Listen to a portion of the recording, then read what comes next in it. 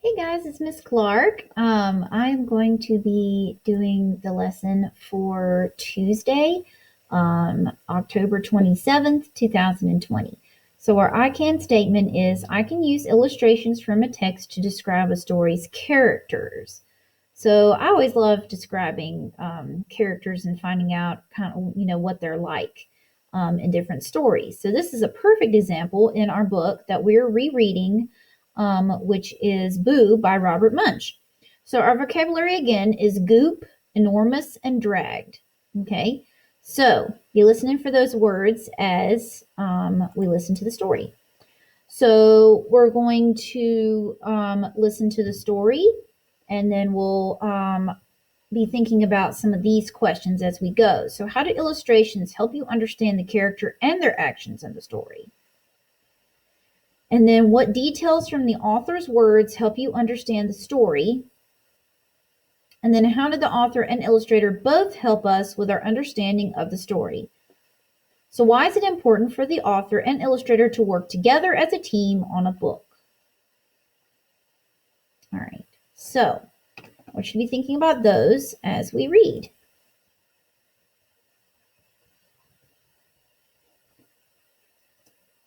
Is Boo by Robert Munsch, with illustrations by Michael Marchenko. On Halloween, Lance went to his father and said, "This year, I'm not going to wear a mask. I'm going to paint my face and make it very, very scary." "That's nice, Lance," said his father. "It's a lot less work for me. You go and paint your face." So Lance went to the bathroom and painted. Worms coming out of his hair, ants crawling in his cheeks, and snakes coming out of his mouth. Then he went downstairs, walked up behind his father, and said, "Boo!" His father turned around and yelled, "Ah!" "Not scary enough," said Lance. "I want him to fall over." So Lance went back upstairs and painted green brains coming out of the side of his head, one eye falling down over his face, and orange goop coming out of his nose. Then he went downstairs, walked up behind his father, and said, "Boo!" His father yelled, "Ah!" and fell right over. "Scary enough," said Lance. Then Lance put a pillowcase over his head, got another pillowcase for candy, and walked down the street. He went up to a house. Knock, knock, knock. A big man opened the door and said, "First kid for Halloween. So nice to see a little kid for Halloween." Lance lifted up his pillowcase and said, "Boo!" The man yelled, "Ah!" and fell right over. But Lance wanted some candy, so he said very softly, "Trick or treat." Nothing happened. He said it a little louder, "Trick or treat." Nothing happened. So Lance went inside, and there was an enormous table full of candy. He put it all in his bag. Ka-thump. Then, even though his bag was very heavy, he walked down the street and went to another house. Knock, knock, knock. A lady opened the door and said, "First kid for Halloween. So nice to see a little kid for Halloween." Lance lifted up the pillowcase and said, "Boo!" The lady yelled, "Ah!" and fell right over. But Lance wanted some candy, so he said very softly, "Trick or treat." Nothing happened. He said it a little louder, "Trick or treat." Nothing happened. So Lance went inside, and there was an enormous table full of candy. He put it all in his bag. Ka-thump. Then Lance went into the kitchen and opened up the refrigerator. He took out 10 boxes of ice cream, 20 cans of ginger ale, 3 watermelons, 10 frozen pizzas, and a turkey. Lance dragged the pillowcase across the porch. He fell down the stairs and landed in the middle of the street. A police car came by. The policeman jumped out, looked at Lance, and said, "Kid, what's the matter with you? You can't sit in the middle of the street. Take your candy and go home." "Look," said Lance, "my bag is so heavy I can't even move. I live right down the street. Please carry my bag home." "Well, all right," said the policeman. "I'll take your bag of candy to your house." Whoa, it's a heavy bag of candy. The policeman dragged the bag down the street, put it on Lance's front porch, and said, "Kid, you must have gone to 2,000. Wait a minute. No, said Lance, just 2. Wait a minute, said the policeman. How did you get so much candy at just 2 houses? Well, said Lance, my face is so scary. When people see it, they fall over, and I take all the candy in the house. Said the policeman. I'm a cop. You can't scare me. I want to see your face. Okay, said Lance. He lifted up his pillowcase and said, "Boo!" The policeman said, "Oh, if you think I'm going to fall over just because of a face like that, you are wrong. I'm going to run away." And he jumped into his car and drove away real fast. Zoom! Then Lance went inside and started to eat his first chocolate bar. There was a knock on the door. Lance opened it, and there was a teenager. The kind of kid who was much too old to go out for Halloween, and still goes out anyway.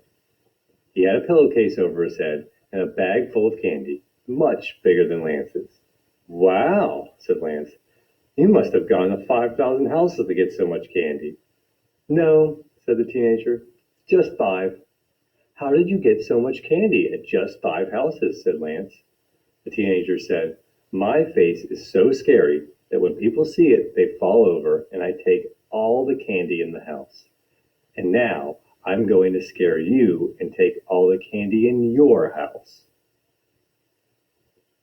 "Maybe not," said Lance. "I want to see your face." "Okay," said the teenager. He lifted his pillowcase and yelled, "Boo!" He had worms coming out of his hair, butterflies coming out of his nose, and ants coming out of his mouth. He was scary, but not nearly as scary as Lance. "Nice try," said Lance. He lifted his pillowcase and said,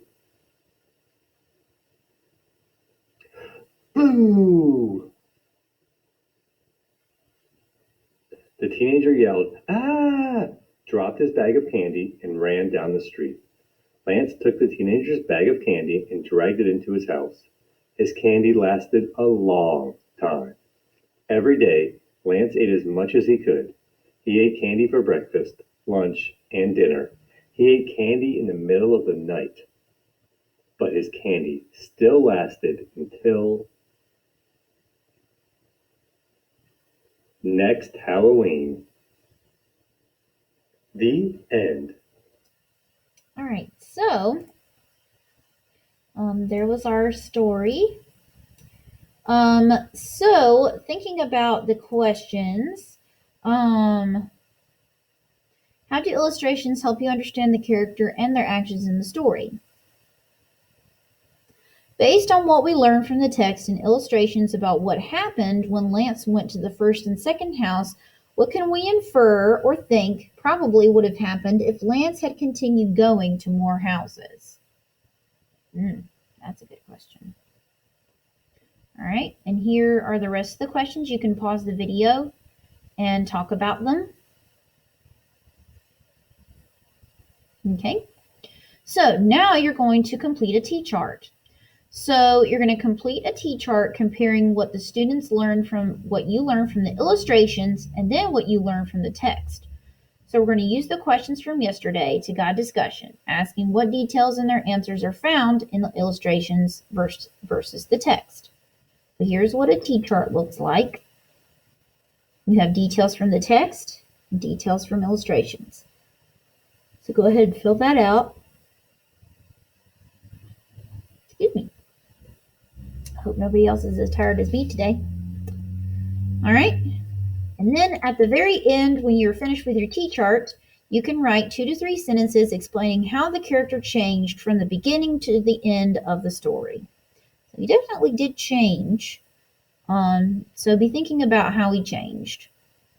And I hope that you guys have a great day. Don't forget to pause the video whenever you need to, and you can always go back and re-listen to things if you need it. So again, I hope you have a great day, and I will see you in my next video. Bye!